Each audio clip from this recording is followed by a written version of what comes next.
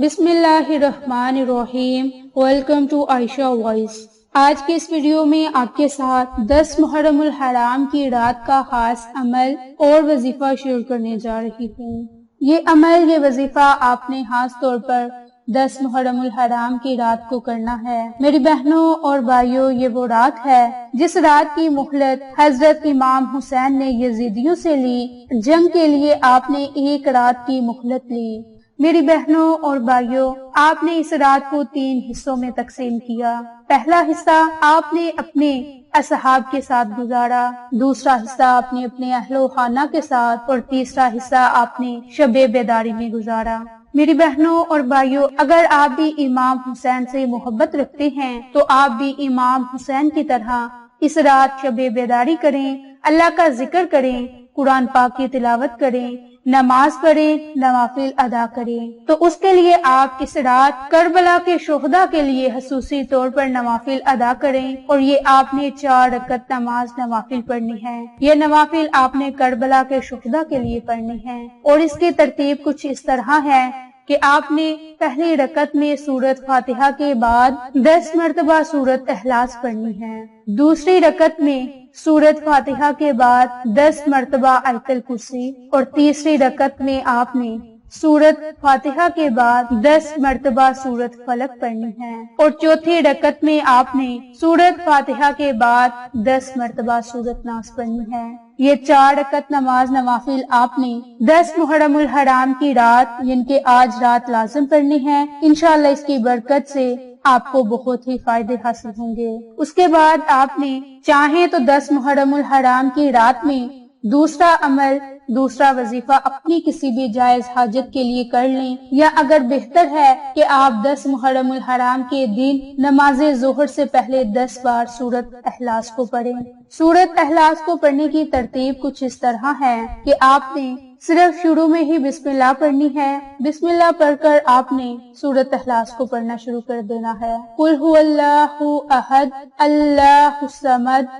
جب آپ نے اللہ الصمد کی آیت مبارک پر آنا ہے تو اس آیت مبارک کو آپ نے 10 مرتبہ پڑھنا ہے، اور پھر سورت کو مکمل کر دینا ہے۔ لم یلد ولم یولد ولم یکن لہ کفوا احد۔ یہ 1 مرتبہ ہو گیا۔ آپ نے اسی ترتیب سے، اسی طریقہ کار سے 10 محرم الحرام کے دن 10 ہی مرتبہ سورۃ اخلاص کو پڑھنا ہے۔ اس کے بعد آپ جب یہ نوافل پڑھ لیں تو سلام پھیرتے ہی انشاءاللہ آپ کی تقدیر بدل جائے گی، نصیب کے بند تالے کھل جائیں گے۔ انشاءاللہ اس عمل کی برکت سے آپ کو آپ کے ہر جائز مقصد میں کامیابی ضرور ملے گی۔ ایک ہی رات میں ساری زندگی کے مقدر ہمیشہ کے لیے بدل جائیں گے۔ ایسا عمل جو پتھر کو بھی ہیرا بنا دے، کیونکہ یہ ایک ایسی رات ہے کہ جس رات میں ہم اپنے رب سے کوئی بھی بات منوا سکتے ہیں۔ زندگی کی چاہے وہ بڑی سے بڑی دعا ہو یا مقصد ہو، انشاءاللہ وہ ضرور پورا ہوگا، کیونکہ یہ موقع ہمیں سال میں ایک بار ہی مقدر کو چمکانے کے لیے ملتا ہے۔ تو ہمیں چاہیے کہ اس عمل سے ہمیں فائدہ اٹھا لینا چاہیے، اور رب کریم سے خصوصی دعا مانگنی چاہیے کہ اے مالک مولا، حضرت آدم کی توبہ کو قبول کرنے والے، حضرت یونس علیہ السلام کی پریشانی کو، کرب کو ختم کرنے والے، حضرت یعقوب علیہ السلام کے خاندان کو جمع کرنے والے، یہ وہ مبارک دن ہے کہ جس دن حضرت موسیٰ اور ہارون علیہ السلام کی دعا سنی گئی۔ اے میرے مالک مولا، ہماری بھی دعا کو قبول فرما۔ یہ وہ مبارک دن ہے کہ جس دن حضرت ابراہیم علیہ السلام کو آگ سے محفوظ رکھا گیا۔